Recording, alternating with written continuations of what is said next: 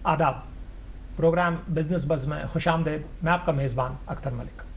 नाजरीन, आज के शुमारे में हम बात करेंगे फ्लोरिकल्चर के बारे में। फ्लोरिकल्चर में फूलों के बारे में, उनकी ट्रेडिंग्स, उनकी ग्रोथ, फार्मर या ग्रोथ पर्सपेक्टिव भी जानेंगे और गवर्नमेंट इंसेंटिव और जो मार्केट को सप्लाई करते हैं उसका पर्सपेक्टिव भी जानेंगे। इस उम्र पे बात करने के लिए हमने दो मेहमानान को अपने स्टूडियो में मदऊ किया है। मैं पहले उनका तारुफ करा दूं। मेरे बाएं जानिब आमिर अहमद मीर साहब बैठे हैं, जो एक ग्रोवर और फार्मर हैं और इनका जो एंटरप्राइज है उसका नाम बॉटनिक नर्सरी है। उनके साथ तशरीफ फरमा है डॉक्टर इम्तियाज नाज़की साहब, professor and head of the division of floriculture, faculty of horticulture, SKUAST, Kashmir. इससे पहले कि हम अपने प्रोग्राम का बाकायदा आगाज़ करें, सवाल जवाब का आगाज़ करें, हमारी टीम ने जो है एक वीडियो कैप्सूल मुरतब किया है फ्लोरिकल्चर के हवाले से। पहले ज़रा वो मुलाहिज़ा फरमाते हैं।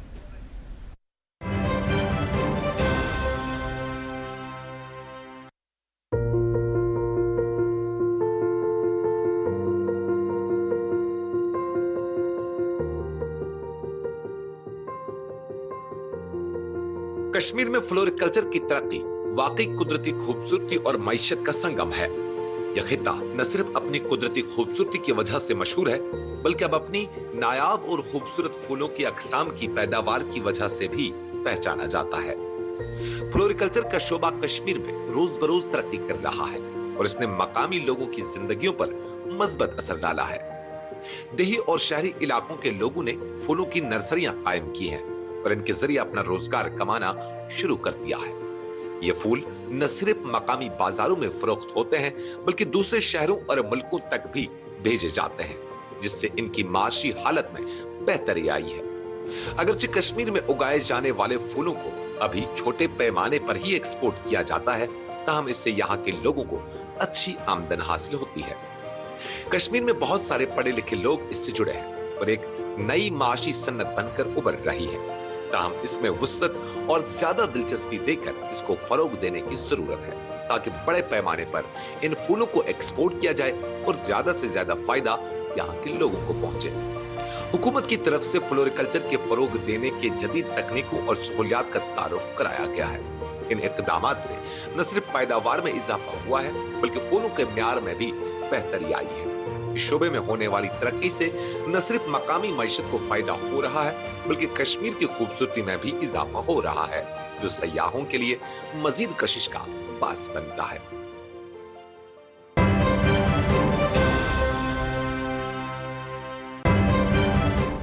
नाजरीन, वेलकम बैक। जैसा कि आपने वीडियो कैप्सूल में देखा कि फ्लोरिकल्चर जो है धीरे धीरे अपना कंट्रीब्यूशन एम्प्लॉयमेंट और इकोनॉमी में बढ़ाता जा रहा है। अगरचे फ्लोरिकल्चर अभी थोड़ा इन्फेंसी में है compare to other traditional sectors जो कश्मीर में हैं, जिसमें टूरिज्म है या हॉर्टिकल्चर या एग्रीकल्चर है, लेकिन इसका अभी जो असर हुआ है इकॉनमी पे या एम्प्लॉयमेंट में ख़ास तौर पे, वो बड़ा मुस्बत हुआ है। और इसका जो एक टेस्टिमनी है, या अगर आप देखना चाहें, आप अपने गिरदोनवा में देखें कि कितनी नर्सरीज जो हैं पिछली एक दहाई में बढ़ती चली आ रही हैं और ज़्यादा से ज़्यादा हो रखी हैं। आप श्रीनगर के अतराफ़ में जाएँ, आप मुख्तलिफ ज़िला मकामात के अतराफ़ में चले जाएँ, आपको नर्सरीज बढ़ती हुई नज़र आएंगी। और ये इस बात की अक्कासी करता है कि इस सेक्टर में ना सिर्फ पोटेंशियल और अपॉर्चुनिटीज़ हैं, बल्कि हमारी जो यूथ है और हमारे जो बच्चे हैं वो एक्सप्लोर कर सकते हैं और अभी कर भी रहे हैं। लेकिन हम सिर्फ जानना चाहते हैं, और प्रॉब्ली आज इस डिस्कशन में हम देखेंगे कि और क्या एनेबलर्स हैं और कितनी अपॉर्चुनिटी बड़ी है और इसको कैसे एम्पलीफाई किया जा सकता है। तो सबसे पहले आमिर साहब, आपके पास मैं आता हूँ कि आप एक ग्रोवर हैं। आपसे मुख्तसरन ये जानना चाहेंगे कि आपने ये आइडिया कैसे आया, आप जो है फ्लोरिकल्चर की तरफ गए, और दूसरी ये चीज़ कि क्या अब जितने टाइम से आप फ्लोरिकल्चर में या नर्सरी चला रहे हैं, आपको लग रहा है कि ये प्रॉफिटेबल है या और आगे प्रॉफिटेबल हो सकता है सेक्टर? जी शुक्रिया सर। हमने 3 साल से अपनी नर्सरी स्टार्ट की है। बॉटनिक नर्सरी जो है हमारी कुपवारा में, जो हमने स्टार्ट की थी, मैंने आफ्टर ग्रेजुएशन स्टार्ट किया था। हमने एक सीड ट्रायल किया था पर्सनली अपने, मतलब जब हमने गवर्नमेंट के साथ हमारा कोई रजिस्ट्रेशन नहीं था, तो मैंने पहले साल अपने स्टडीज़ के दौरान ही ट्रायल किया था सीड्स का। तो लकीली उसका रिज़ल्ट अच्छा आया था और श्रीनगर में भी काफ़ी दोस्त हैं मेरे नर्सरी वाले जिनसे मेरा थोड़ा कांटेक्ट है। उन्होंने भी काफ़ी हेल्प की मुझे कि आप कैसे करें, कौन सा टाइम आपके लिए सही रहेगा, सोइंग या हार्वेस्टिंग, वो चीज़ें मैंने उनसे सीख ली। एंड लकीली हमारा रिजल्ट अच्छा आया उसमें से। तो दूसरे ही साल मैंने रजिस्ट्रेशन की, काफ़ी लोगों ने मुझे अच्छा रिस्पॉन्स दिया, बूस्ट किया मुझे, और department of floriculture I would really appreciate कि सभी AFO DFO जो हमारे डिस्ट्रिक्ट में थे उस टाइम के, उन्होंने काफ़ी अप्रिशिएट किया मुझे।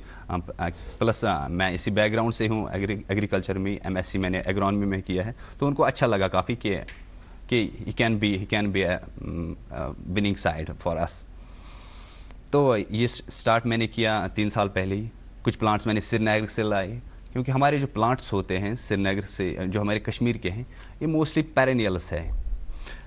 ये काफ़ी लॉन्ग लास्टिंग होते हैं। ये टेम्परेट जोन के क्लाइमेट्स नहीं है, हॉट क्लाइमेट हमारा है नहीं।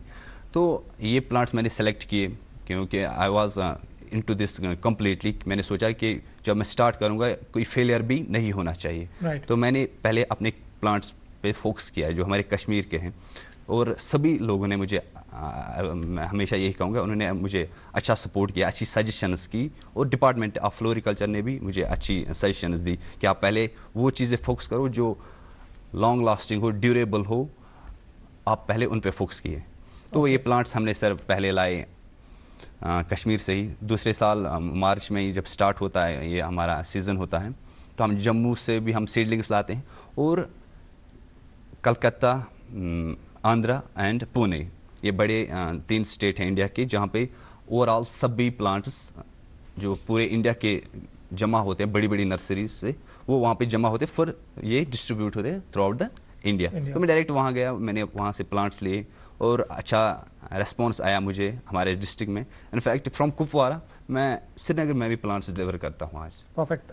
आई थिंक एक अच्छा ओवरव्यू आपने दिया है, एक सक्सेस स्टोरी है आपने जो स्टार्ट की है। डॉक्टर साहब, आपकी तरफ आता हूँ कि हम हर सेक्टर में ये सक्सेस स्टोरीज देखते हैं, बट नॉट हर स्टोरी ऐसी नहीं होती, कहीं पे फेलियर्स भी होते हैं। लेकिन उसमें जाने से पहले मैं ज़रा आपका एक ओवरव्यू आपसे जानना चाहता हूँ सेक्टर का जो फ्लोरिकल्चर का है।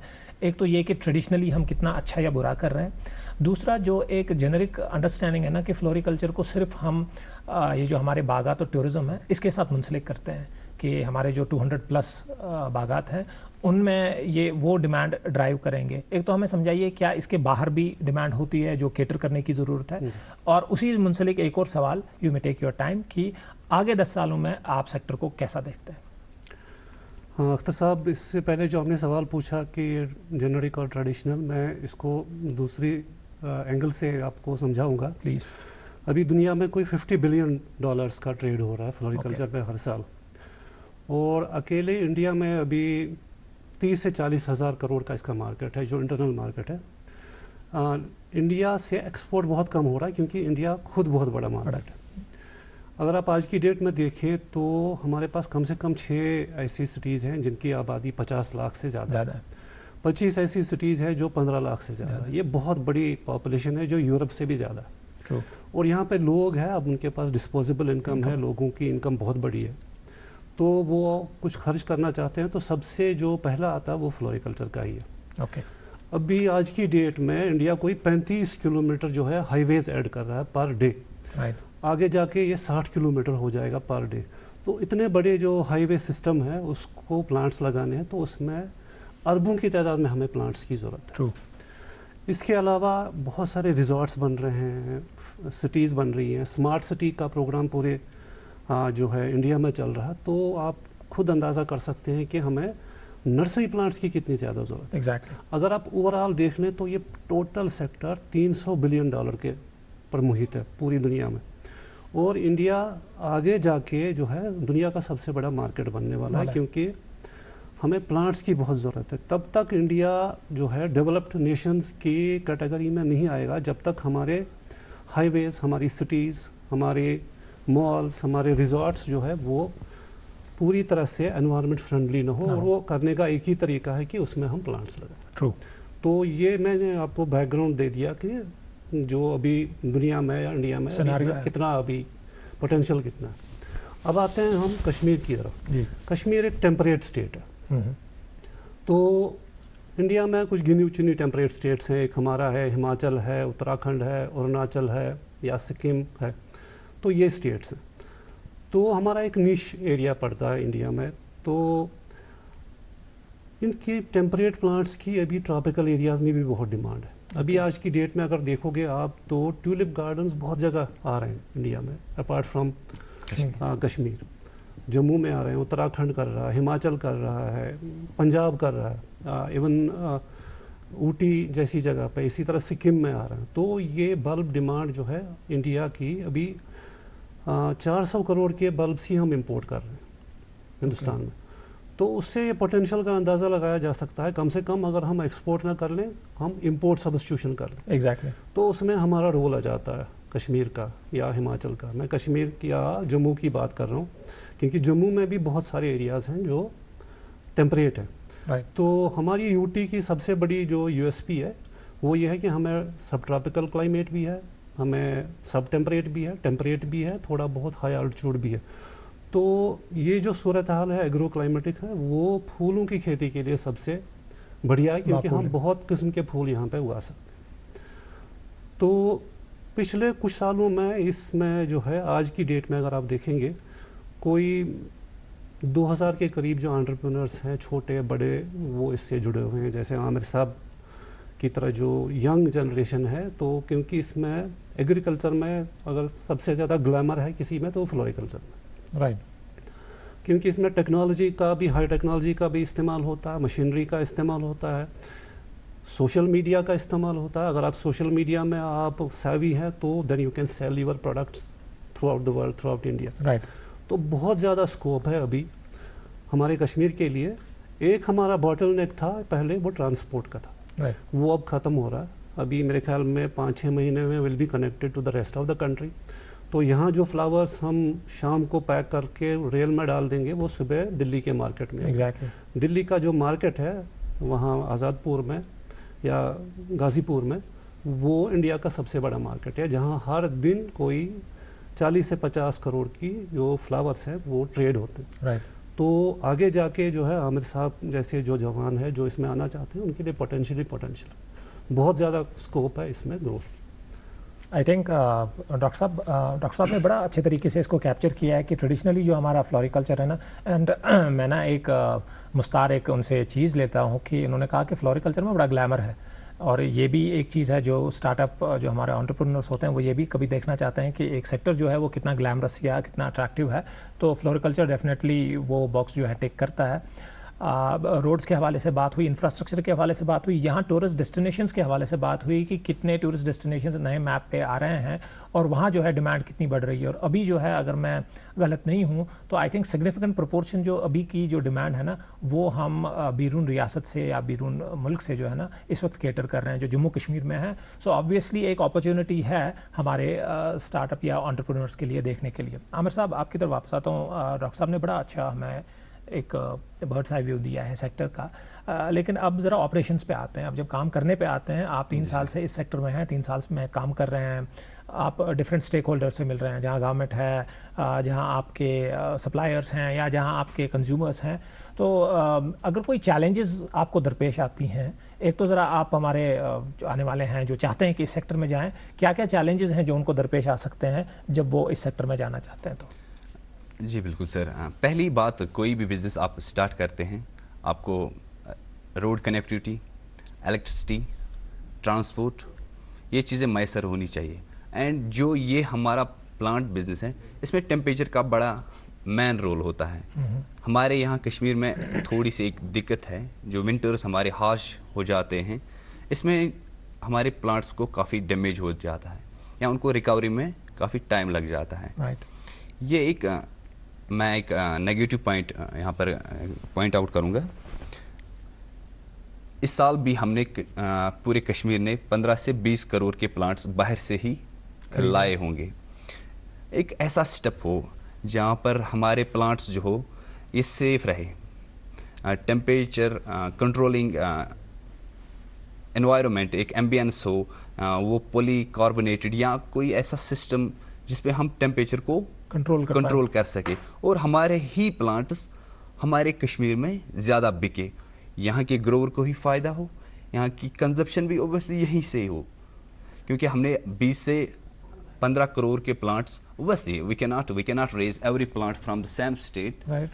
हमें ज़रूरत है, वैसे मैं as a social animal we are dependents, हमें लाने हैं, बट एक ऐसी फैसिलिटी भी होनी चाहिए कि हम अपने प्लांट्स सेफ रखें और ज़्यादा से ज़्यादा जो हमारा सीजन स्टार्ट होता है आफ्टर 15 फरवरी स्टार्ट होता है, तो उस टाइम यहाँ पे क्या होता है, सर्दियाँ काफ़ी ज़्यादा होती है।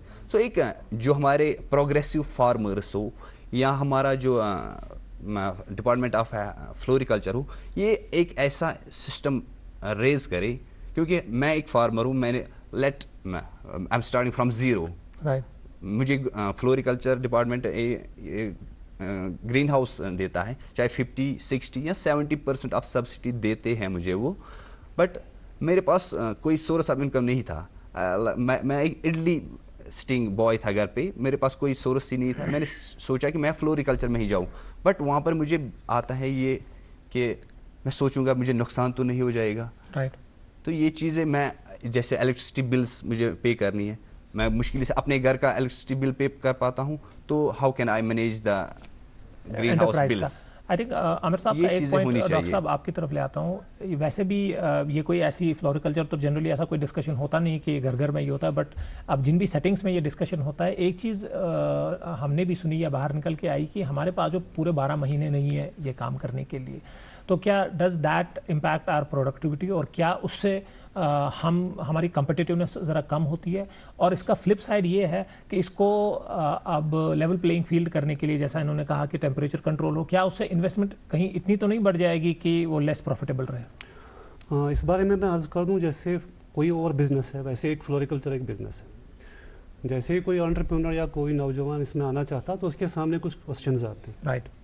तो इसमें फ्लोरिकल्चर में बमुकाबल बाकी जो सेक्टर्स हैं एग्रीकल्चर के, उसमें बहुत ज़्यादा स्टीप लर्निंग कर्व है, यानी बहुत कम टाइम में आपको बहुत कुछ ज़्यादा सीखना। सो ट्रेनिंग की बहुत ज़्यादा इंपॉर्टेंस है इसमें।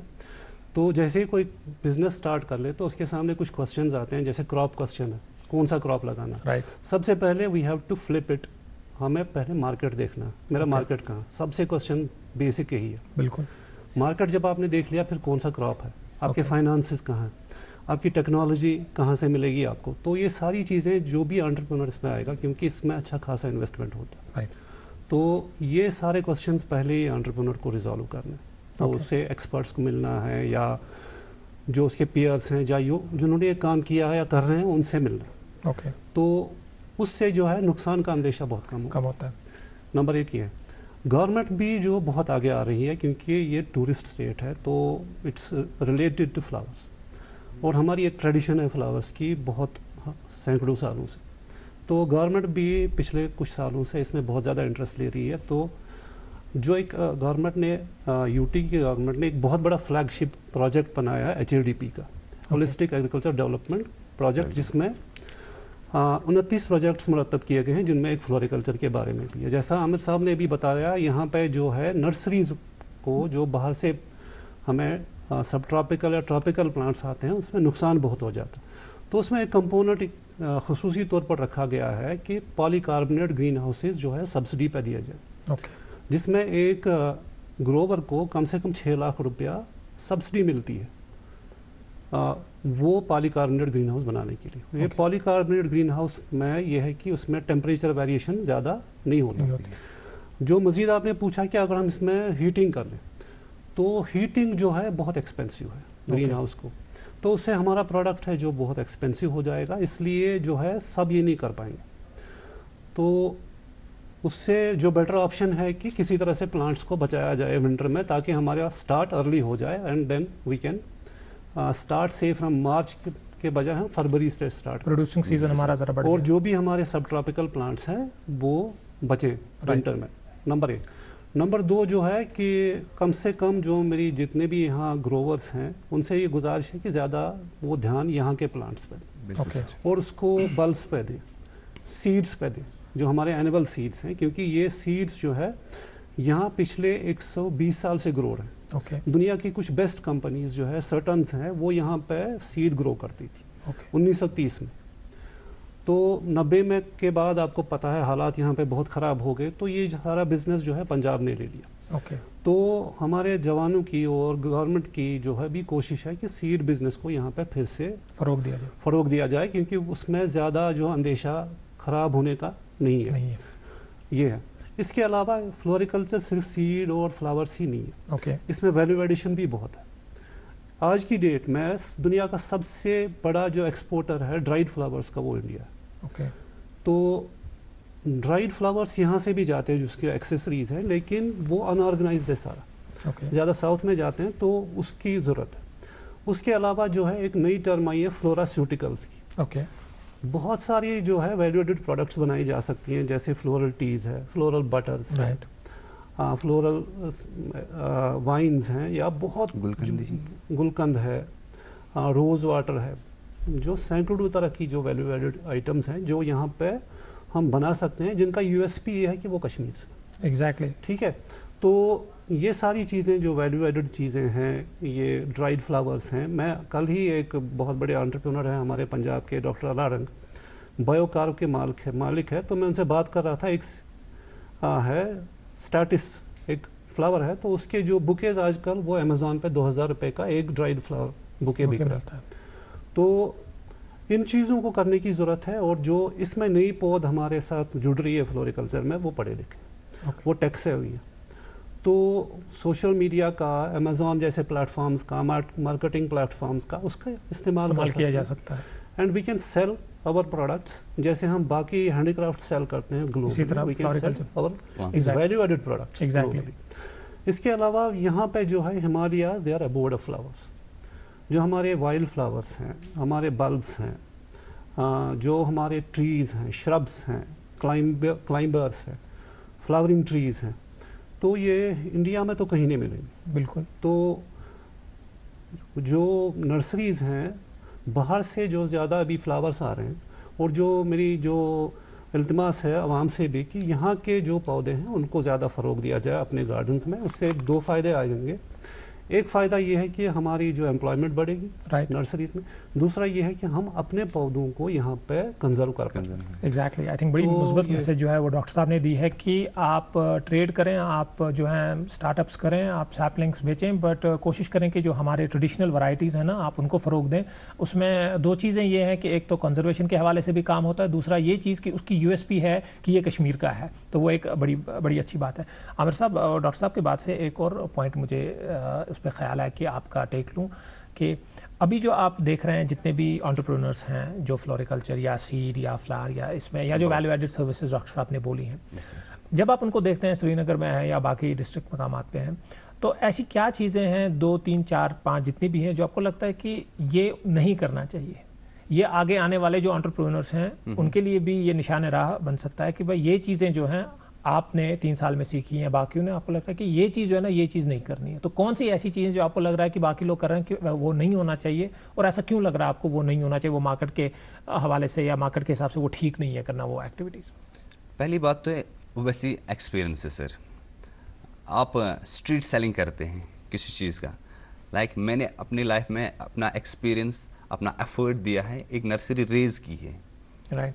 लाइक मुझे इंफॉर्मेशन है, I have pretty good knowledge of plants, right, of raising plants, of raising samplings, तो ये चीज़ें सब मुझे पता है। दूसरी तरफ एक स्ट्रीट वेंडर आता है, वो यही चीज़ कहीं से रेडीमेड लेता है या कहीं और से लाता है, वो स्ट्रीट सेलिंग ये करता है, और जब वो सेल करता है इस चीज़ को फॉर पब्लिक, वो विदाउट नॉलेज होता है। ओके। ये चीज़ एक नेगेटिव इम्पैक्ट देती है। हम जो रिकॉग्नाइज्ड ग्रोवर्स होते हैं, हमारे लिए एक ये बड़ा एक इनसे नेगेटिव पॉइंट है ये, क्योंकि उनके पास ये। इसको आप एक्सप्लेन करें, अगर मैं से फॉर एग्जांपल एक स्ट्रीट से एक नर्सरी ही कह लूं मैं उसे, बिल्कुल उनको ये नॉलेज होती नहीं है। इनफैक्ट उनको ज़्यादा नाम भी नहीं होते प्लांट्स, जो स्ट्रीट सेलर्स होते हैं उनको इस चीज़ का कुछ भी नॉलेज नहीं होता है। वो आपको ये बताएंगे कि ये इंडोर करना है, इसको आउटडोर करना है, इसको पॉट में लगाना है या इसको ज़मीन में लगाना है, कि इसकी केयर कैसे है, ये चीज़ें उनकी नॉलेज नहीं होती है, ये नॉलेज नहीं होती। ये एक नेगेटिव पॉइंट मेरे हिसाब से, ये चीज़ नहीं होनी चाहिए इस सेक्टर में। सेम जैसे हॉर्टिकल्चर में हुआ, लोगों को पता नहीं था what's root stock, what's sampling, जब तक एक बहुत बहुत बहुत अरबों वाला स्कैम कश्मीर में निकल गया, हो गया। सेम इसी चीज़ में भी ये चीज़ हो सकती है, क्योंकि इजीली प्लांट्स अवेलेबल है। आप कहीं से आप पैसे ले लो, आप प्लांट्स ले आओ, आप कहीं भी सेल करते हो। तो ये इसमें नुकसान हो जाता है लोगों का। बिल्कुल। अब मैंने आपको प्लांट दिया, आपको कोई नॉलेज नहीं है, मैंने आपको एक कोई भी प्लांट दे दिया, आपको डहलिया दे दिया, आपको बोला ये अंदर रखना है। इनफैक्ट वो ग्रो नहीं करेगा, वो करेगा कुछ टाइम बाद, बट वो लगाना था बाहर जमीन में लगाना था आपको, नेक्स्ट ईयर भी आपको वापस आ जाता वो। बट आपने अकॉर्डिंग टू सेलर आपने जो उसने कहा आपको, आपने वो किया, तो इससे आपका नुकसान होता है और हमारा भी इंप्रेशन इसमें से डाउन खराब हो जाता है। एग्जैक्टली। तो शायद इससे एक नेगेटिव परसेप्शन भी कंज्यूमर्स में आता है कि ये जो वैरायटी शायद यहाँ अवेलेबल होती हैं वो शायद उतनी अच्छी होती नहीं। बड़ा एक इंपॉर्टेंट पॉइंट। अच्छा, दूसरी बात आमिर साहब, मैं आपसे जानना चाहूँगा इससे पहले कि मैं डॉक्टर साहब के पास चला जाऊँ, कि ये जब हम वैरायटीज़ बाहर से ले आते हैं तो आई अंडरस्टैंड कि इनका एक नेगेटिव इम्पैक्ट भी होता है, इकोलॉजी पे भी होता है, एनवायरनमेंट पे भी होता है। हम देखते हैं कि वो जो बीमारियाँ वगैरह, तो उसके लिए क्या एक प्रोसीजर है? क्योंकि आज के दिन जब हम देखते हैं, आप हमें ज़्यादा अच्छे तरीके से बता सकते हैं कि जो भी लोग इस ट्रेडिंग में आते हैं, क्या कोई प्रॉपर प्रोसीजर है कि जब वो सैपलिंग्स या सीड्स लेते हैं तो पहले वो कहीं पे टेस्ट होंगे, कि कहीं ऐसा तो नहीं है कि कोई कैरी कर रहे हैं? जो आपने पहला ही क्वेश्चन मुझसे पूछा कि क्या नहीं होना चाहिए कि क्या होना चाहिए, बिल्कुल मैंने आपको ऑलरेडी कहा कि हमें पता होता है, जो एक ग्रोवर होता है, जो रिकॉग्नाइज्ड ग्रोवर होता है, उसको पता होती है, उसने ये अप एंड डाउन्स देखे होते हैं, तो वो ये चीज़ें मॉनिटर कर पाता है कि किस चीज़ पे कब मुझे स्प्रे करनी। लाइक कोई डिजीज़ आ गई बाहर से किसी प्लांट पे आती है, मोस्टली फ्लावर्स जो होते हैं इन पे वो ज़्यादा डिजीज़ अटैक्स नहीं होते, बट सॉयल रिलेटेड जो डिजीज़ होती है वो आपको from other state to JNK की आ सकती है। बट जो इस पर मेन जो आपने जो बात कही, उसमें एक क्वारंटीन का एक वर्ड हम यूज़ करते हैं। वो पहले क्वारंटीन हो तो उसके बाद हमारे पास नहीं, वो सर दूसरी कंट्री के प्लांट्स जब आपके पास होते हैं उनको, तो उनके लिए होता है। तो परफेक्ट। फ्लावर्स के लिए ये ज़्यादा। डॉक्टर साहब, हमारे पास टाइम ज़रा कम रहा है, आखिरी 1-8 मिनट है। मैं आपसे भी पूछना चाहता हूँ, क्या डूज एंड डोंट्स हैं जो आप हमारे यंग एंटरप्रेन्योर्स को बताएंगे कि फ्लोरिकल्चर के हवाले से ये चीज़ें हैं जो मुस्बत हैं जो करनी चाहिए, ये 2 चीज़ें हैं जो नहीं करनी चाहिए? हाँ, इसमें मैं ये अर्ज़ करूँ, पहले मैं छोटा सा एक अपने ग्रोवर हजरात के लिए कि HRDP का जो प्रोग्राम है उसमें कमर्शियल फ्लोरिकल्चर का प्रमोशन भी है। उसमें बहुत सारे जो है सब जो यूनिट्स हैं जिसमें जो ग्रोवर्स हैं वो फ़ायदा ले सकते हैं। तो HRDP जो अभी है डिपार्टमेंट ऑफ एग्रीकल्चर चला रहा, तो ये इसकी वेबसाइट है जो डिपार्टमेंट ऑफ एग्रीकल्चर और फार्मर्स वेलफेयर है, तो उससे रुजू करके जो अपने मुतल्लिका अफसरान हैं उनसे राबिता करके वो इसका फ़ायदा उठा सकते हैं। तो ज़िम्नन ये बात मैंने अर्ज़ करी अभी, क्योंकि इसमें बहुत सारे जो है जो फ़ायदे हैं ग्रोवर्स के लिए। Right. This program is solely meant for expansion of floriculture in UT of J&K. इसके अलावा मैं ये अर्ज़ कर लूँ कि जो स्ट्रीट सेलर्स हैं या बाकी कारोबार करने से कोई किसी को रोक नहीं सकता, क्योंकि ये सारा जो फ्लोरिकल्चर का है आज इंडिया में अनरेगुलेटेड मार्केट। कहीं से भी कोई पौधा आ जाता है किसी भी स्टेट में, तो इसमें कोई कैद नहीं है। ओनली थिंग इज़ कि बाहर से जो प्लांट्स आते हैं, जो यूज़र्स हैं, जो एंड यूज़र्स हैं, उनको मैं ये अर्ज़ कर दूं कि प्लांट्स के जो है वो सीखता आदमी, you use some plants and then you grow, क्योंकि ये शौक है आदमी का। ग्रोवर्स के लिए मैं ये अर्ज़ कर दूं कि इस मार्केट में या इस जो सेक्टर में कूदने से पहले इसका पूरा रिसर्च कर लें। थैंक यू डॉक्टर साहब। वक्त की किल्लत है, इंशाल्लाह अगले प्रोग्राम में आपको फिर से मदऊ करेंगे, क्योंकि बहुत सारे सवालात रहे, बहुत सारी तशनगी रही है, वो अगले एपिसोड में हम पूरा करेंगे। हम दोनों मेहमानान का बहुत बहुत शुक्रिया करते हैं। नाजरीन, वक्त हुआ चाहता है इख्तिताम का, आपसे फिर मिलेंगे अगले एपिसोड में। जब तक के लिए खुदा हाफिज़।